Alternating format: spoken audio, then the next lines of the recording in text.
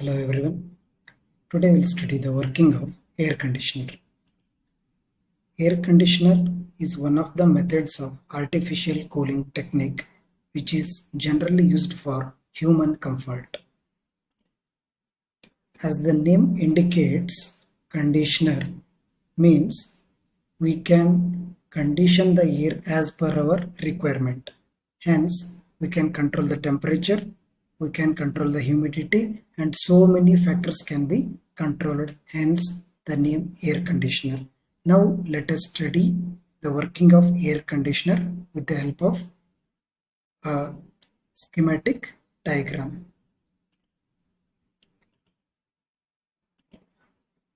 It consists of a compressor and followed by a condenser, then an expansion tube, or it is also called as a capillary tube. It consists of an evaporator setup which in turn connected to the compressor, followed by it consists of two separate fans in which one of them is called as an evaporator fan and one more is called as condenser fan. Both are connected on the same shaft. These are the main parts of air conditioner, and these four parts are there even in VCR also, that is vapor compression refrigeration system, but a quite difference is that it consists of two separate fans, except that the working of all the remaining four parts remain same. Now let us look into the working of air conditioner. The major difference in AC is that it generally consists of two separate split units. One is evaporator and one more is a condenser, which are generally placed inside and outside of a particular building. Means evaporator part will be present inside the building and this condenser unit will be present at the outside of the building. This indicates the wall. Let us study the working of air conditioner from the compressor unit.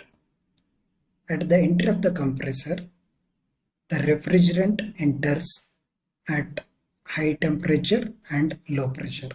The function of the compressor is to compress the entered refrigerant so that its pressure gets increases. As the pressure gets increases, the temperature also gets increases, so that at the exit of the compressor, the refrigerant will be is at high temperature, high pressure and vaporized state. That refrigerant enters the condenser part.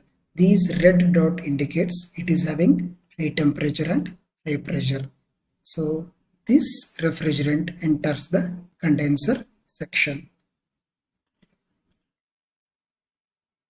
Once it enters the condenser section, the condenser fan will be rotating, due to which it circulates the air on the condenser coils.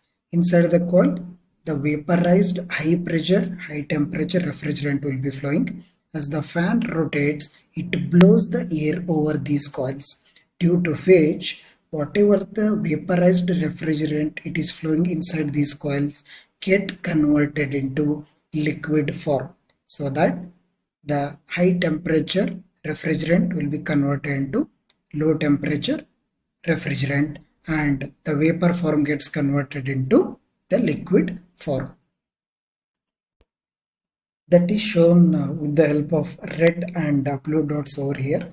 Red dot indicates high pressure, high temperature vapor refrigerant as it goes through the condenser coils, and due to the rotation of the fan, it liberates heat to the atmosphere so that it will be converted into the liquid nature, that is indicated by the blue dots.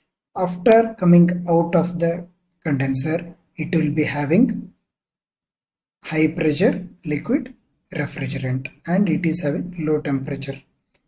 This is indicated by, once again with help of blue dots. This high pressure liquid refrigerant will be converted into low pressure liquid refrigerant as it flows through the expansion device. So at the entry, it will be having high pressure, low temperature liquid refrigerant. As it comes out of the expansion valve, it will be having low pressure, low temperature liquid refrigerant that is ready to move through the evaporator coils. The evaporator setup generally consists of evaporator fan and air filter and evaporator coils. This air filter is generally used to filter the entering air inside the evaporator section. When the evaporator fan rotates, it sucks the air from the room. During the motion of this air, which will be generally having a high temperature, it moves over these evaporator coils. As it moves over these evaporator coils, it heats the refrigerant whatever flowing inside these coils. At the entry of the evaporator, it will be having low pressure, low temperature liquid refrigerant. As it moves through the evaporator coils and due to the motion of the air, which is generally hot in comparison with the refrigerant, it heats the refrigerant whatever it will be flowing inside these coils, so that the liquid form will be get converted into vaporized refrigerant, and that will be passed to the compressor unit, and the air which has been passed over these evaporator coils and due to the liberated heat from the air to the refrigerant, it gets cooled. That cooled air once again will be sent back to the same room itself, so that it is having less temperature compared to the air whatever it has entered. So the refrigerant which comes out of the evaporator section will be obviously having higher temperature, and this will be entered to the compressor unit, and this cycle repeats. This is the working of air conditioner.